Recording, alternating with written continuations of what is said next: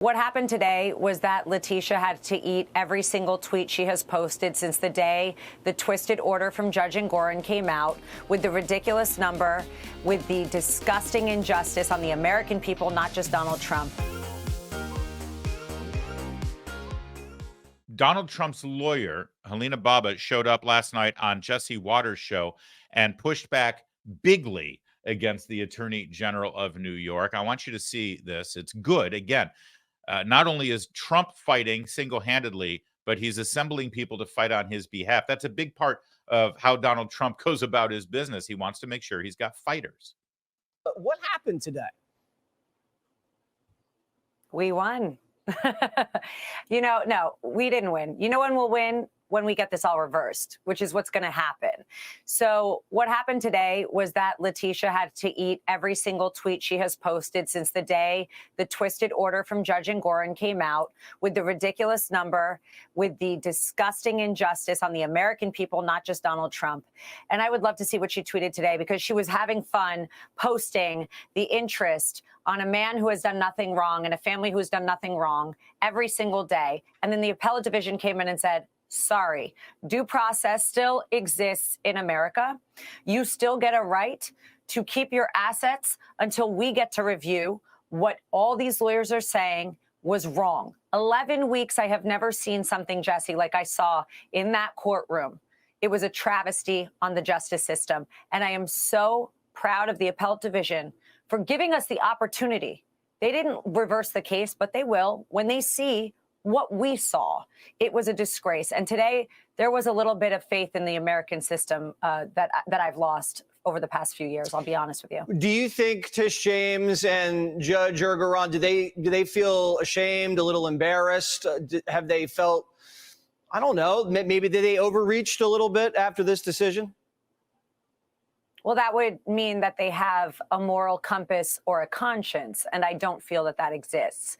People that go on TV, censor Donald Trump, shut him off when he's speaking, want to act like he's about to go broke, want to act like he's poor, and that's why he couldn't get a bond that no private company has ever been asked to get, with no cash equivalents other than cash, marketable securities. People that get excited for that, they don't have a conscience, Jesse. But, I hope she took a little piece of humble pie today, because that's what was served to her. Just a little. But we'll be serving a lot more of that in the next couple of years. And she'll be eating humble pie. You'll be having birthday cake. We hear it's your birthday, so happy birthday. Thank you, Jesse. That was cute. It's cute. Those lawyers are cute. What do you want? Jesse Waters is also cute, by the way. No offense, Jesse. I don't mean to single out Trump's lawyer there. Happy birthday indeed. Yeah, listen, it's fun to see a victory lap. I mean, it's amazing to me that it is a victory, and she's saying we won. But think about this for a minute. We won because we only have to put up, $120 million instead of the outrageous $500 million they were demanding. Yeah, it's a win, but it's not really a win until justice is actually served here. It's fun to watch the victory lap, though. It's fun to see smiling faces. It's fun to see people happy. You know what's more fun? You know what's more fun than that? Watching the MSNBC meltdown. And they weren't very happy yesterday. You want to watch? I know you do. And honestly, this is so infuriating, I don't even know what to do. I don't even know if I care what the process is that these judges are arriving at. Whatever it is, it's flawed. I can tell you that much. I mean, David put it well. This is a different process for this person. We have decided that he gets his own private court of justice. He has a private plane. He has private clubs that he lives in. Apparently, he basically fashioned himself his own private militia to try to take over the Capitol. Now he's getting his own private system of justice. Do you remember what I told you about envy? The insidious, destructive envy that eats away at these people's interior. You just saw it perfectly displayed. He has his own private jet. He's got his own private clubs. And now I guess he's got his own private justice system. These are sad, miserable, angry people. And understand what they're upset about right now. They're upset that Donald Trump only has to put up $120-some million on a fraudulent case that should have never been brought in the first place. And they're up. We wanted his billion, excuse me. We wanted his $500 million, damn it, and now we've been denied. What an and by the way, did you notice the book on his shelf over his right-hand corner there? What's the name of the book? Taking Down Trump. Because he must be taken down. They're still under the delusion that this is Donald Trump. If we just get rid of Donald Trump, everything will be fine. We'll go back to the time when the Republicans are nominating Mitt Romney and we can control him. He's malleable. Except when he's running against Barack Obama, and then we'll call him a racist, sexist pig who kills people who have cancer because he denied them health care. But still, they're good little Republicans who will sit in the corner and do what they're told. We just got to get rid of Trump and then everything can go back to normal. And of course, you and I don't know otherwise. You and I know that the issues and the agenda for America First is not going away, number one, because we see through it all now. And number two, we also know that we will not tolerate a candidate who will go back to the namby-pamby, well, I like Barack Obama personally. We just happen to have disagreements about this country, but I have no doubt that he's a patriot and he loves this country. Really, I have some doubts. I have serious doubts about that. And when you look at the policies that the Democrats and the left are promoting right now, undermining our allies, undermining our culture, undermining our schools, undermining our children's identities, pushing sexual issues on 5-year-olds in our public schools, I have serious doubts whether they love this country or not. And whether we can just respectfully disagree with these fine men and women. And you and I, we're not going to tolerate candidates like that anymore. They have another thing coming if they think this is just about taking down Trump. That said, let's watch the rest of this clip because it actually gets even better. Own private system of justice.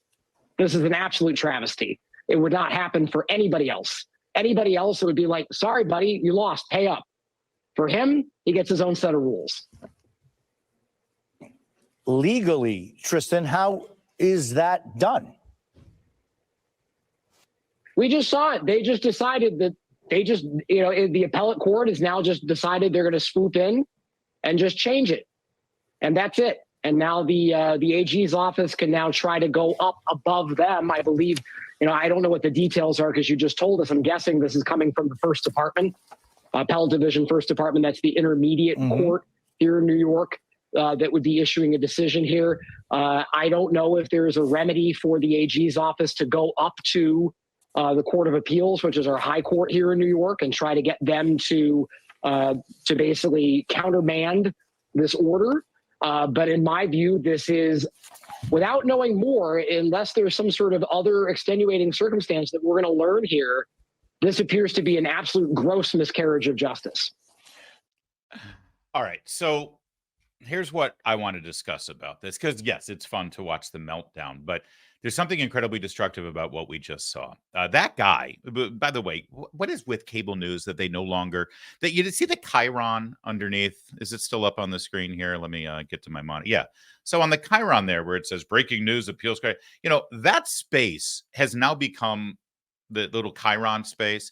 It looks like, what a NASCAR driver wears with all these different patches and things that they're selling and promoting. You got your QR code over there to download the app, and you got your time, and you got your stock ticker, and you got this. That used to be used for one reason and one reason only, to let you know who's on the screen talking right now. And they don't use, that's the last thing they use it for now. Drives me nuts. That's Tristan Snell is his name. Tristan Snell is not just some person with an opinion. He's not some lunatic. He's actually a former assistant attorney general for New York. In other words, this is a person with some level of supposed expertise and objective observation on the law and how things are supposed to happen in this country legally. But of course, MSNBC only hires him because he's got a political bias that you just saw obviously manifest in his a complete and total meltdown. I raise this because if you flip the channel, you'll see, let's say, Andrew McCarthy. I just interviewed Andrew McCarthy on my morning show in Washington, D.C. on WMAL. You can find the podcast if you'd like. We put it out there every day. Andrew McCarthy is a former assistant U.S. attorney for the Southern District of New York. So here we've got Tristan Snell, former assistant state's attorney general in New York. And I've got over here Andrew McCarthy, the former U.S. attorney for the Southern District of New York, both New York lawyers, both working at really high levels, state attorney general, U.S. attorney. And both of them will give you polar opposite observations on what happened in court today. And they're both called legal analysts. So they're analyzing the law, right? If you go over to CNN, you'll see Jeffrey Toobin from the waist up, thankfully. And he's a legal analyst, and he'll give you his legal analysis of what's going on. But back over to Fox News, you'll see Judge Janine, who is a former judge by the name, and she'll give you her legal analysis. And because of their political perspectives, they'll give you a completely differing idea on what's going on. It's happened in the law, it happens in medicine, it happens in science, it happens in everything. It happens in sports, where everything is shot through the personal political lens of whoever happens to be on television talking to you. And it's impossible to find objective fact anymore. I'm sorry. Tristan Snell's view that this is a miscarriage of justice because Donald Trump only has to pay $125 million today, versus Andrew McCarthy saying it's a miscarriage of justice that the charges were ever even brought, let alone one judge making this determination and levying a $500 million fine. They can't both be right. And this is the problem, especially when it comes to things like medicine that we saw during the pandemic and the law, as we see the deterioration of what used to be the sterling Justice Department, a shining city on the hill atop the planet that other countries were envious of. We've now seen it dragged down and destroyed in the muck of political activism. And when you see this, you think, how can we fix this? How can we keep the FBI from being used as a weapon against people politically? How can we change the court system so a judge can't do this to an individual? How can this be fixed? I've been asking myself this for years. And it reached a point this morning where I realized there is only one way to fix it. When you look at the current public narrative, where every single one of these once vaunted institutions, whether it's American academia and our university system, or the American entertainment industry, which again was the envy of the world and replicated and duplicated worldwide, whether it was our music industry or our film industry or what have you. When you look at our legal system, when you look at criminal justice and law enforcement, all of these things that have been twisted and warped as a political weapon on behalf of the Marxist left in this country. And it's all focused, for the most part right now, on this one man who represents defiance to that machine, and it's Donald Trump. From the news media to Hollywood to the court systems to our universities, and yes, to even ESPN.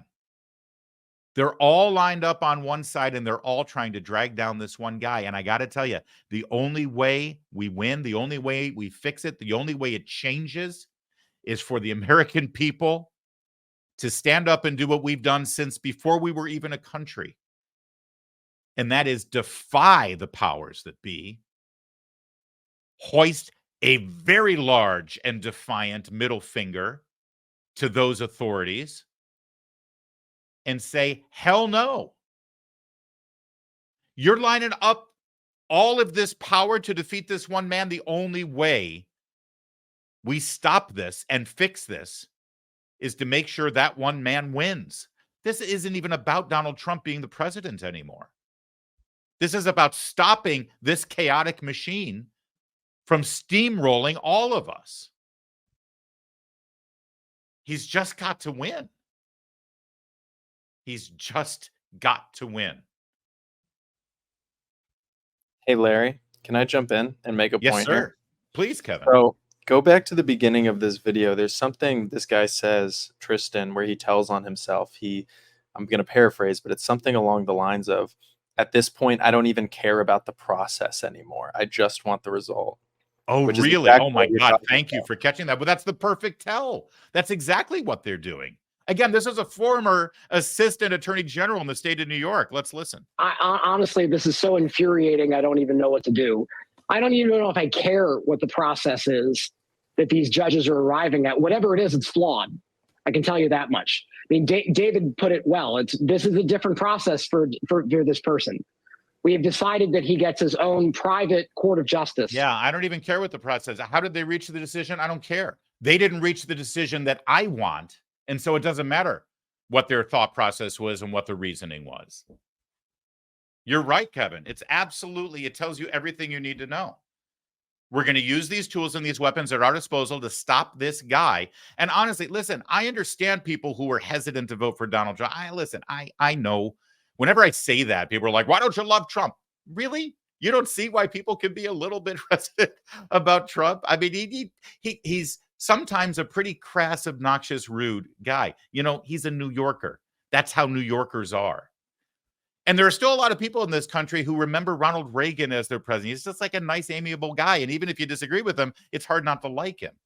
Donald Trump isn't that, okay? And so it is hard for people sometimes to step up and say, well, yeah, I don't necessarily like him, but I like what he does.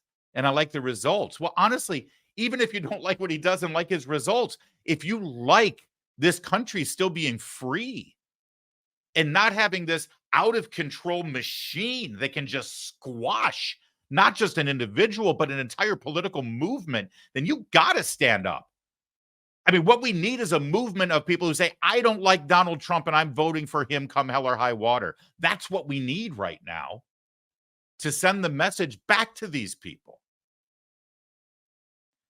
And I want to throw some hope your way, if I could. Because Donald Trump's other day in court yesterday had to do with the so-called hush money, right? So-called hush money, where Donald Trump entered into a perfectly legal non-disclosure agreement with Stormy Daniels before his campaign, which is something that almost every male politician does, unless he's been 100% faithful. And I'm not saying that Donald Trump hasn't been 100% faithful, but there was somebody who was ready to sell a story to the National Enquirer to make his life miserable. And her name was Stormy Daniels. That was her stage name. Although, to be fair, I don't think she actually appeared on stage much if it didn't involve a poll. And Stormy Daniels' lawyers walked up to Donald Trump in his Trump Tower office and said, listen, we're going to tell this story and we've got people buying it. There's one thing you can do to kill the story, and that is write this check, and we won't say anything. And Donald Trump is like, well, this story isn't true. And the lawyers are like, yeah, I know, but here's the thing. Here's the thing about a fake story about you, Donald Trump. There's lots of reporters who will tell that fake story about you. So all we got to do is cash their check. And by the time you dispute the story and by the time the truth comes out, well, the election will be over. So what are you going to do, Don? And Donald Trump, like many other politicians, said, make this go away.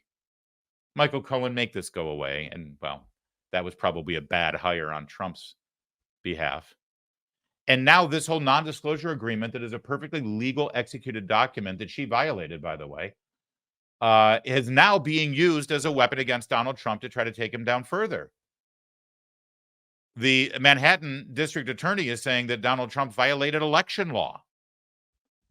And you may be wondering, well, wait a second, isn't election law a federal crime? Federal Elections Commission, the FEC? And you'd be right. But of course, Alvin Bragg has twisted the law in such a way that it will be overturned. Trust me. This one ain't going anywhere either. But he got a judge to sort of look the other way and allow this indictment against him. And so after that decision, he met the press, Donald Trump did, and he said this. This was a case that had been brought 3.5 years ago. And they decide to wait now, just during the election, so that I won't be able to campaign. will be appealing this. On the other decision, it will be my honor to post. Yeah. So, and he's absolutely right. They're doing this, and they've moved. You know, yesterday's hearing, by the way, had to do with 100,000 pages of evidence, exculpatory possibly evidence against Donald Trump that they never turned over to his defense team. And so his lawyers are like, what the hell? Where are all these documents coming from? We need time to go through it before we mount a case. And the judge said yesterday, not only is he not going to impose a sanction against the prosecutors for withholding 100,000 pages of evidence from the defense lawyers, but he's also going to move ahead with an April 16th trial start. So they've got, what, 3 weeks to go through all of these documents. And all of those documents, by the way, came from the U.S. Attorney's Office in New York when they were contemplating these charges, and they decided, yeah, Trump didn't break the law. They still gathered 100,000 pages of evidence against the man while he was president. They decided not to press charges, and now the district attorney in Manhattan decided, no, we think he did break the law, even though it's not in his jurisdiction. And all of that evidence never got handed over to Donald Trump. You see what I'm talking about here, right? So how does this give you hope? How does this make you think, oh, it's okay, we're going to win in the long run. We're going to win because it seems so insurmountable? I'll tell you a quick story, because something else happened in Trump's world yesterday. You remember all through his presidency where Twitter was silencing him and censoring him and deleting his tweets and threatening him with deleting his account and banning him from Twitter. And after January 6th, they just decided to do it. That's it. We're banning him. He was president of the United States, and they banned him. And of course, everyone said, oh, it's an assault on Donald Trump. No, it's an assault on us. You see, we, the people, we deserve the First Amendment so that we can get a free flow of information. It's not about Donald Trump not being able to tweet whatever he wants. It's about us being able to read what he has to say.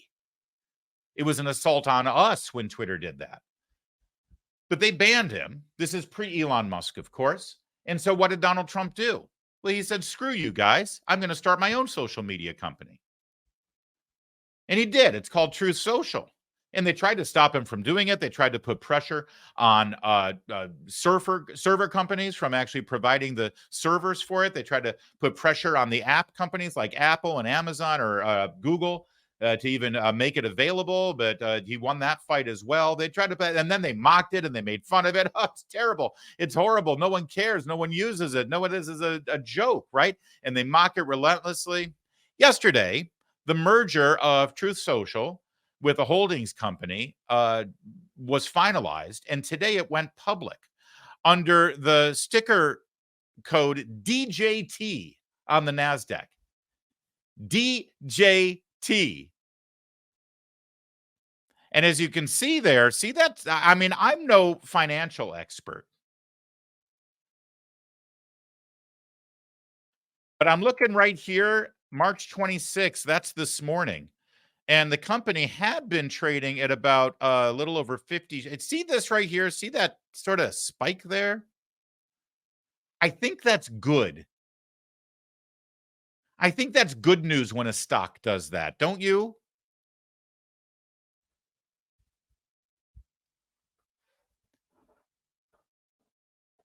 They're saying right now that Donald Trump's share in this company that he'll be able to cash in 6 months after the merger could be worth over $3 to $4 billion.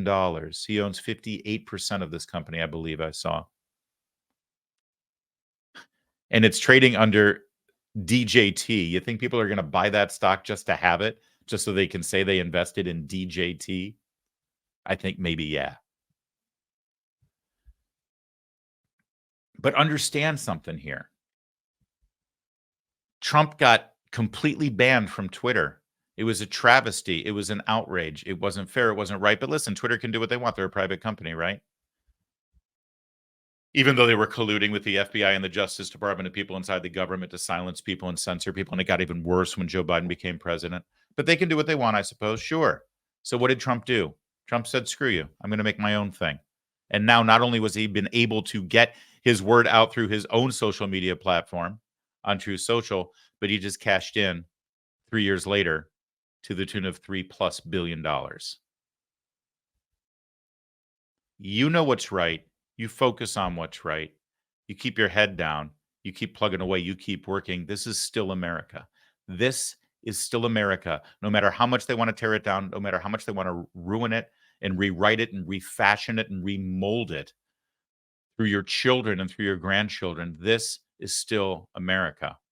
And while we still have this fight in us, we got to keep focusing on it, because then we win. And that's the only way we fix this, is that we fight and we win.